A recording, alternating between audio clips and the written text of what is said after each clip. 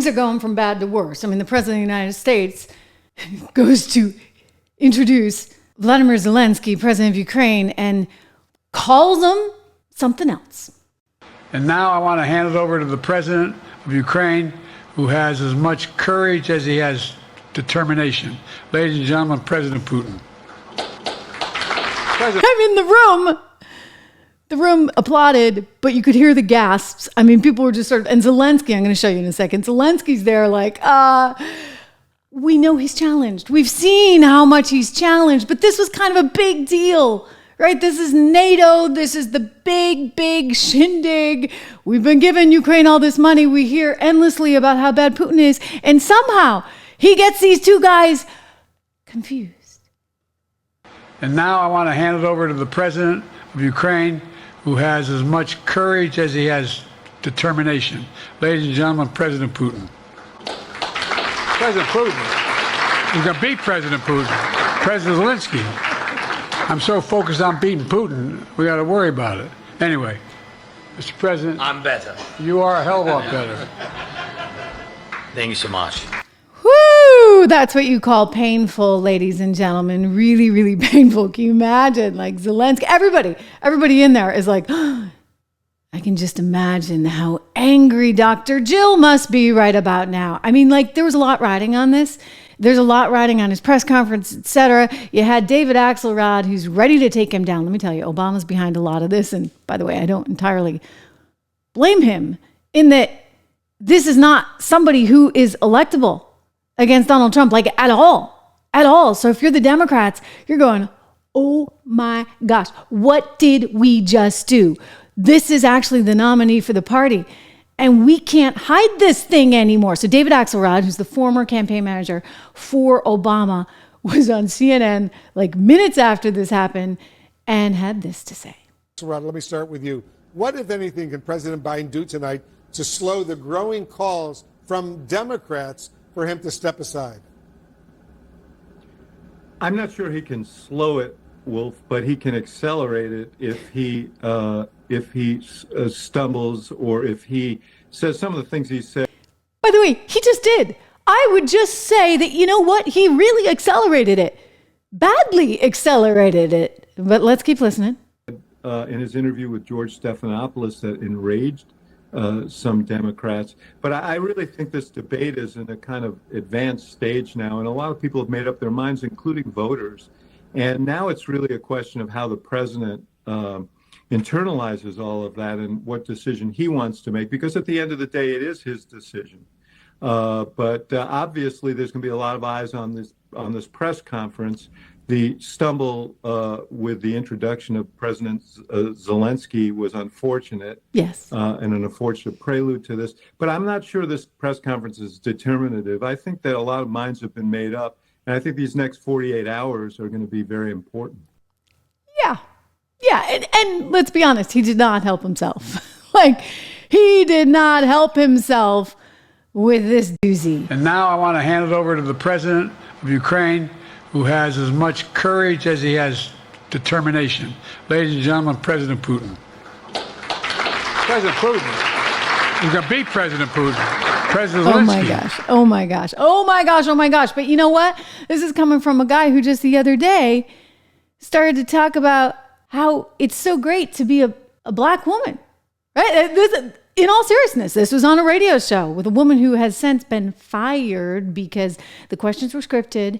And she admitted it, and somehow the White House was like, watch. By the way, I'm proud to be, as I said, the first vice president, first black woman to serve with a black president. I'm proud of the first black woman in the Supreme Court. There's just so much that we can do because together there's nothing. Look, this is the United States of America. Yeah, it is. And you know what? As the United States of America, we deserve a heck of a lot more than that. So I think this pretty much has ended it. The question now becomes, how do you get rid of the guy without really threatening the entire system, right? If he doesn't want to go, what do you do? I talked about it before. It's like the parent with the car keys. And you know what? They really shouldn't be driving anymore. But you got to wrestle those car keys out of their hands, and they get a little bit belligerent and they get a little bit crotchety. And this is what Biden is right now. And he's like, no, I can do it. I can do it. I mean, I don't know which country is Russia or which one is Ukraine or whether Putin is Zelensky or vice versa, but I can do it. And so they're going to have a challenge ahead of them. But as the New Yorker wrote just a couple of days ago, maybe this is what the 25th Amendment is for. I mean, will it come to that? Does he step down willingly? I don't think he's willingly going anywhere, ladies and gentlemen. I think they're angry that Obama and Obama's minions out there are trying to wrestle this away from Joe after he's worked his entire career to get here. And so if he doesn't go willingly, what does it become? And then how does that present, by the way, to the rest of the country? The rest of the country's that saying to themselves, okay, well, we voted for this guy because you told us he was okay, right? You told us he was okay. And we voted for him in the primary. Now you're taking him away from us and therefore taking the people's voice away from them. So either he goes, and I mean really goes and it becomes Kamala Harris, or I don't think you're able to do it. I mean, I really don't. I mean, somebody explained to me, and you're welcome to join in the chat below, explain to me how this otherwise is going to work. Because I think in order to get rid of him, they're going to have to use the 25th Amendment. That's not going to go over well with the country, of course. Kamala's going to step in. She's finally going to be the first Black female president. I mean, she's checking all the boxes there, right? You know, she gets to be the first female and then the first Black female to win this thing. But I don't know whether there's a comeback from this one. I really and now don't I want to hand it over so. to the president of Ukraine, who has as much courage as he has determination. Ladies and gentlemen, President Putin.